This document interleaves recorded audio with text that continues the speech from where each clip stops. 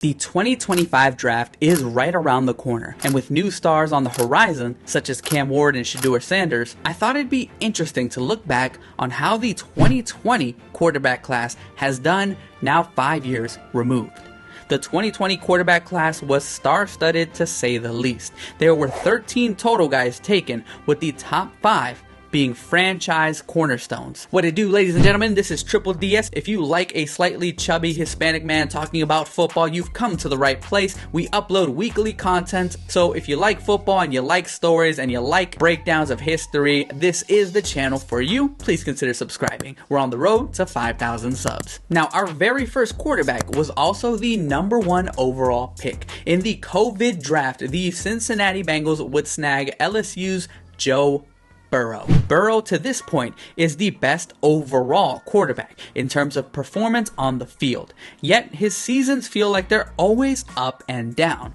But not because he's not great, but more so he just can't really stay healthy. His rookie year showed promise, even though the team wasn't necessarily winning, yet was cut short when Burrow was hit in his knee, ending his campaign after just 11 games. This is why it bothers me to say he's injury prone. Who is supposed to just get right back up when a 275-pound lineman goes crashing into your knee? Year 2, Burrow would put any doubt to rest after going 10-7 and helping the Bengals return to the playoffs. In the wild card, Burrow would guide the team past the Raiders, ending what was a 31-year playoff win drought. From there, with his wide receiver duo and a defense that was definitely solid at the time, they would advance past the #1 seeded Titans and the juggernaut Chiefs in the AFC Championship to ultimately reach the Super Bowl, a feat Cincy hadn't done since 1988. And while the team did lose by a narrow margin, morale and expectations were at an all-time high. The following year, the Bengals would make the playoffs again, squeaking past the Ravens, but cruising past Buffalo in a snowy evening divisional game. The team, however, would lose in the championship game to the Chiefs by a 3-point margin.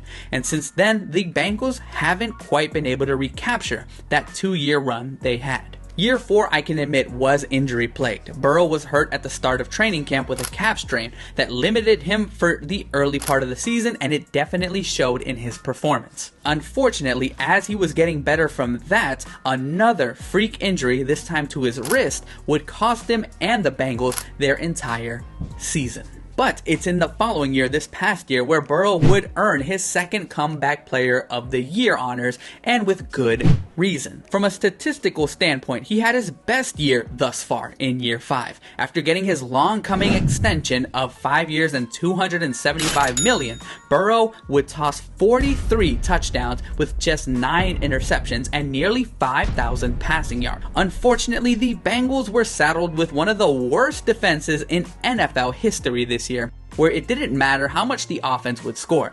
The defense would always give up more. Detractors will say that while he didn't throw many interceptions, he did fumble 11 times, losing 5 of them, and his turnovers seemed to always come at the worst possible moment. I personally don't care what anyone says though. As long as the Bengals have Burrow and Chase, they will always be in playoff contention. He is a top 3 quarterback in this league, and with 2 conference championships, a Super Bowl appearance, 2 Pro Bowls, 2 Comeback Players of the Year award, I believe he's on pace to have a Hall of Fame career as long as injuries don't get the best of him in the near future.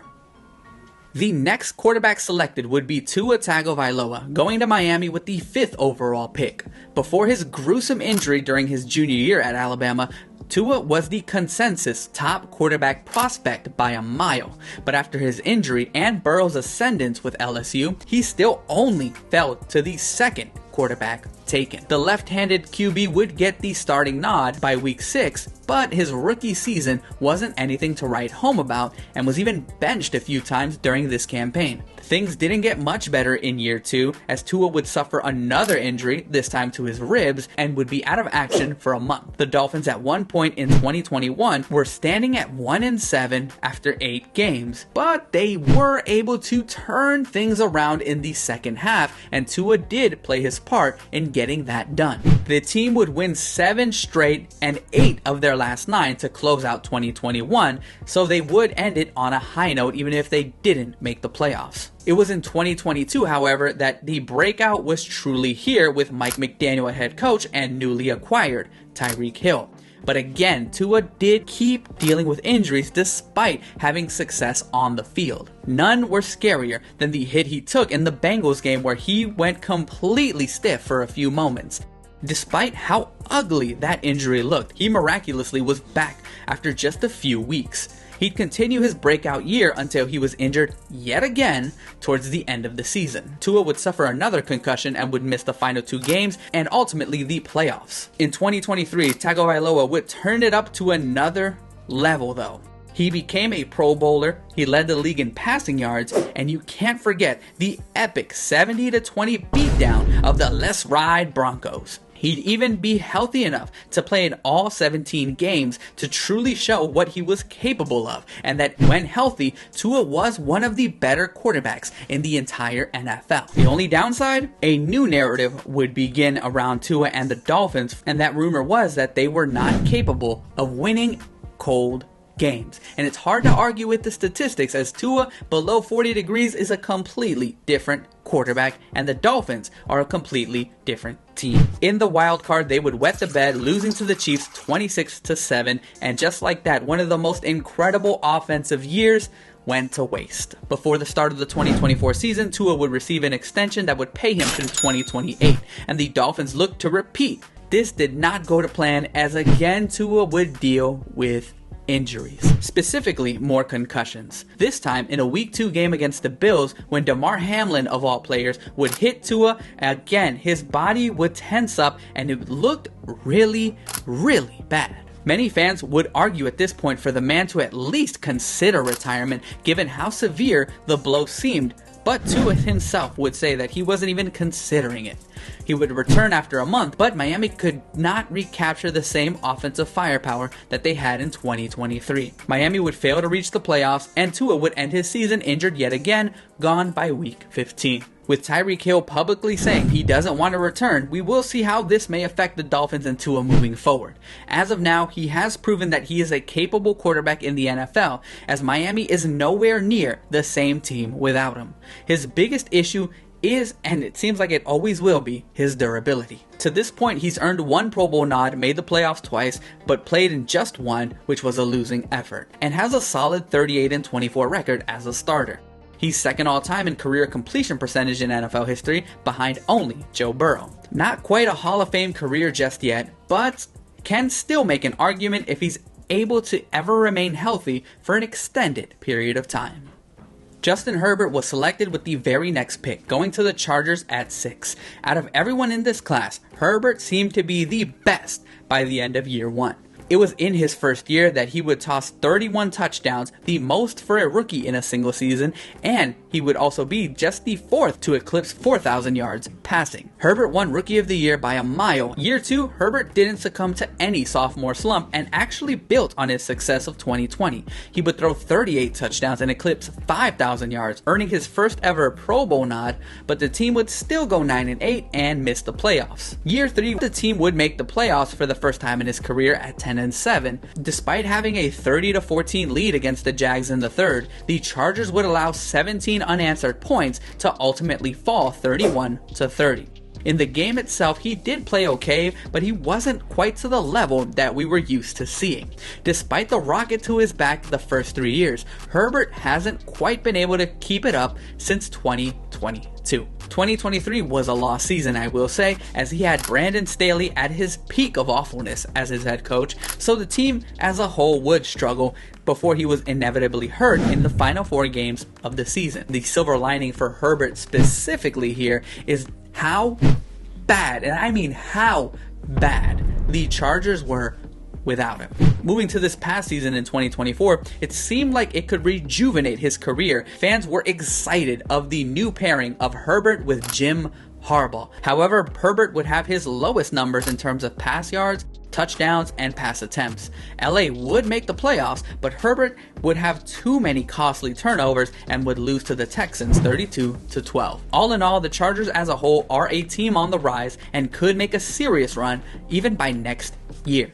There were positives in his game in 2024, all things considered. The team was much better balanced in terms of having a decent run game, and Herbert is still incredibly talented as he has the strongest arm of this entire class. There's no reason to believe he won't be in contention for an MVP as long as he remains paired with Harbaugh, and if they can get him a true number one wide receiver since Keenan Allen departed, Herbert, and I don't say this lightly, Herbert has the talent to be the best quarterback of this class. His floor is a Phillip Rivers-esque career, but still has time to be a winner, unlike his predecessor. When the Packers selected Love at 26, it felt as if it was more of a message to Aaron Rodgers. The front office would once again do what they did 15 years prior when they had Brett Favre and selected Rodgers himself to be the quarterback of the future. When he finally got his chance in 2023, his technically year 3, he had some rough moments in the first half of the season, but boy did he turn it around in the second half. From week 10 onward, Love would toss 18 touchdowns to just 1 interception, 2,150 yards passing, which is the equivalent of 268 yards per game. The Packers would go 6-2 in that stretch, giving them a 9-8 record, earning them a playoff spot. And unlike the previous two guys before him, Love actually has some playoff success in his career thus far. Love and the Packers would win in a shootout against Dallas in the wild card, with himself looking locked in as ever, throwing 3 touchdowns and nearly 300 yards through the air. But it was in the following game that Love and Rodgers proved they had something in common after all, and that is that they cannot, for the life of them, defeat the 49ers in the playoffs. Given that this was his first official year starting, it's pretty incredible what he was able to accomplish, especially in the second half of the season. In 2024, Love would continue to build on his resume as a starter. He would miss a few games in the beginning, but would guide the team to an 11-6 record, and the team would make the playoffs again. Unfortunately, they ran into the eventual Super Bowl champs in the first round, and I've publicly stated this already. The Eagles had, or I should say have, the best roster in the entire NFL, led by a quarterback that we're about to get to in just a second. So I will personally give him the benefit of the doubt, because it's hard to say that they took a step back when they were eliminated by literally the best. His numbers were a bit down, don't get me wrong, but it's nothing that screams regression. Love is an interesting case, as despite him being drafted in the same year as the rest of these guys, I don't think there is enough to determine how good his career will turn out one way or another. He has no huge accolades, nor has he made the Pro Bowl just yet, but you know that will change in time. He's proven to be very talented and has a command of the offense, and with a great head coach, Love definitely has all the tools to be something special in this league for the next decade or so. Now we get to the quarterback who, despite being the 5th in our main 5 and the only one of these 5 that was selected in the second round, Hurts has the distinction of being the only starting quarterback of the class that has a Super Bowl ring. Hurts wasn't necessarily meant to be the guy in Philly either, but more so a high-end insurance policy to the often injured Carson Wentz. Yet when given the opportunity, Hurts proved his worth as a passer and a leader in the locker room. This would result in Wentz being traded to Indy, making Hurts the man for the Eagles, as he'd be their starter for 2021 and beyond. With new quarterback and head coach in Nick Sirianni at the front, they managed to carve out a 9-8 record, with Hurts tossing over 3,100 yards through the air and 16 passing touchdowns to 9 interceptions. But it was what he did on the ground that proved the front office's faith in him right, as he would lead the league in rush yards and rushing touchdowns among quarterbacks. The Eagles would make the playoffs, but would fall short to the Bucs in the wild card round. Since they did make the playoffs in year 1 of this duo, it could be called a success. The following season in 2022, Hurts would have his breakthrough. With the help of the now famous, or I should say infamous, tush push, he would earn a total of 35 touchdowns to just 6 interceptions, 3,700 yards passing, and another 760 on the ground. The Eagles would go 14-3, with Hurts himself going 14-1 as a starter. In the playoffs, they'd crush the Giants 38-7, then get past the quarterbackless Niners 31-7, but would come up just short in the 35-38 shootout against the Chiefs in the Super Bowl. Despite making it to the big dance in a dominating fashion, this would not be the peak of Hurts and the Eagles' success. 2023 seemed like it was another potential Super Bowl run. Through 11 games, the Eagles were 10-1, having just come off back-to-back huge wins against the Chiefs and the Bills. But it was at this point where the season began crumbling down. Philly would drop all but one of their final 6 games, finishing the season 11-6. The downward trajectory would continue into the playoffs when they fell to the Bucs in the wild card 32-9.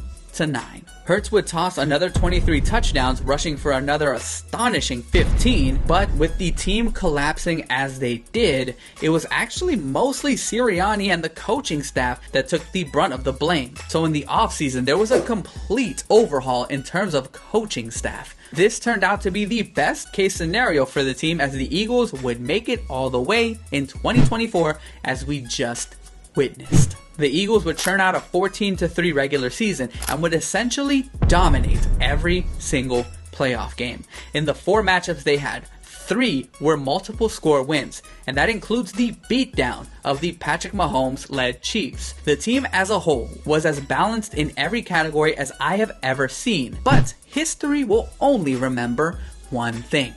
The Eagles were Super Bowl champions, which means Jalen Hurts is a Super Bowl champion. Through 5 years, Hurts has made 2 Super Bowls, won 1. He has been a 2-time Pro Bowler and has made a second-team All-Pro. Again, it's only been 5 years, but out of the first 5 quarterbacks, he has the most argument to have a spot in Canton, purely based on accolades. After your 5-headed monster in the draft, the quarterback quality takes a serious nosedive. Of the next 8 quarterbacks selected, none of them can lay claim to a single win. The best known out of this second group is probably Ben DiNucci, but that's simply for the fact that his lone start was for the Dallas Cowboys. A dude named DiNucci. And you know how the media loves talking about them boys. The 2020 class definitely has 5 franchise quarterbacks, with a few of them already making their claim for Canton one day. Most of these guys have at least another 10 years in the league, and anything can happen. Thus far, Jalen is the most accomplished of the group. Joe is the best all around. Herbert has the highest ceiling. Love is the wild card, and Tua the most underrated. But what do you guys think? What do you guys think of the 2020 class? Who will be the best when it's all said and done? And how does the 2020 class compare to some of the other all-time greats, such as 2004, 1983, and actually 2018? How do they compare? If you're new to the channel and want consistent content, please consider subscribing. We're on the road to 5,000 subs. Shout out to my one and only member right up here. I appreciate your support in me, and I do hope that I'm making you proud. But until next time, love you guys. Shaboy!